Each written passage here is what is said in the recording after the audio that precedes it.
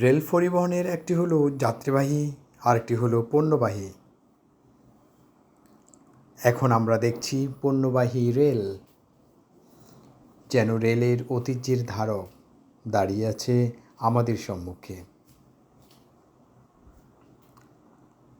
সত্যি চলতে চলতে দেখাটাও যেন আনন্দের।